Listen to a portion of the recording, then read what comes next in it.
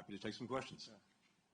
السؤال الأول من صهيب العصا قناة الجزيرة العربية. The first question from Al Jazeera, Mr. Suhaib Al-Asa.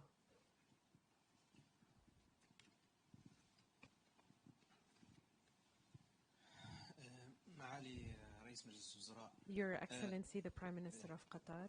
تحدث كالوساطة عن الطرفين دائما You're في هذا speaking when الصراع. talking about mediation about the two sides, the two parties of the conflict. But is there pressure put on these two parties, especially that the last success was in November, and today you speak about a fruitful meeting regarding the war in Gaza? Are there any indicators that this is going to reflect on the ground and that the war will end soon with the pressure by the mediators on both parties? And a question to His Excellency, the Secretary of State, Blinken. You were saying that this meeting was also fruitful. You spoke about the post-Sinwar period as a leader of Hamas. But Hamas says that this is a strategic issue for it and it's not related to specific people.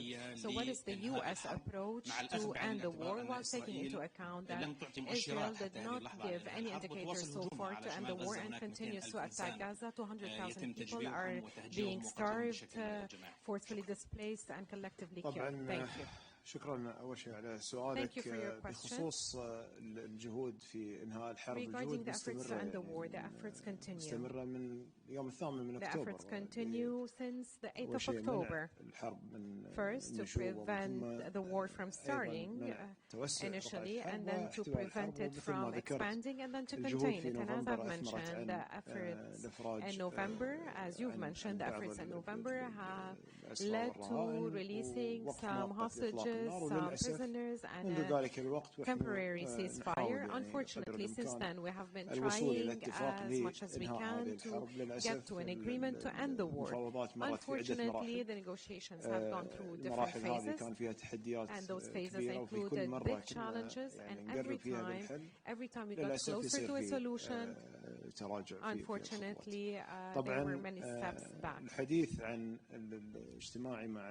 Now, regarding my meeting with His Excellency Secretary Blinken and saying that it was fruitful, of course it would be. His visit to the region is important, and we have been informed of the results of the talks that he had in Israel. And what is the direction being taken right now? And talking mostly and most importantly about the Palestinian issue. This is the focus, or this has been the focus of our meeting. Now, regarding negotiations, there is a negotiating delegation from the United States that will be visiting Doha الفريق المفاوض من الطرف الإسرائيلي the negotiators from Israel. بحث ما هي السبل التي من الممكن فيها عمل اختراق the means for a breakthrough in these negotiations. طبعا الحديث عن وجود فرصة، الفرص دائما متاحة إذا كانت regarding opportunities, the opportunities abound if both parties have the will to end the war. And as we had mentioned earlier, more than once, the mediators play a very limited role. Should there be any of the parties that refuse to be constructively part and positively part of these negotiations. And we hope that this has changed now, this behavior has changed.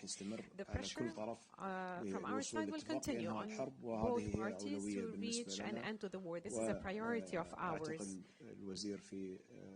And I think His Excellency, the Secretary of State, in his statement just mentioned that the United States has the same priority, and we look forward to positive results.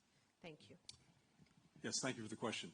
Look, we're intensely focused on bringing the hostages home, ending the war, alleviating the suffering of Palestinian children, women, and men in Gaza. And we've been working closely together to try to do that for many months. Now, we have seen the quickest way to get there as being through a ceasefire and hostage deal. Again, what we've been working on. The reason I believe there's opportunity now is because the biggest obstacle to concluding that agreement was Sinwar. And the fact that he is no longer with us perhaps creates an opening for actually moving forward and concluding an agreement. In our judgment, one of the things that Sinwar was looking at and hoping for was the potential for wider conflict. If he could create a multi-front war with Hezbollah attacking Israel, potentially with Iran attacking Israel, then he could just sit back and wait and not make any decisions on a ceasefire and on getting hostages home. Well, he has now been removed from the equation, and of course, we're working intensely to make sure that this conflict doesn't spread. We don't have wider wars, and all of this perhaps will focus Hamas on the imperative of concluding a deal. If it cares about the people of Gaza, then it will engage, and it will conclude some kind of agreement. And that can be the critical first step to getting a sustained agreement, something that brings enduring peace and security. Now, the other part of this, as I said just a moment ago, is the importance, and I think even the urgency, of making sure that we have a plan for what follows, a plan that allows Israel to leave, that makes sure that Hamas can't reconstitute, and that supports the Palestinian people in the governance, the security, the rebuilding of Gaza. And we had very productive discussions on that question today as well.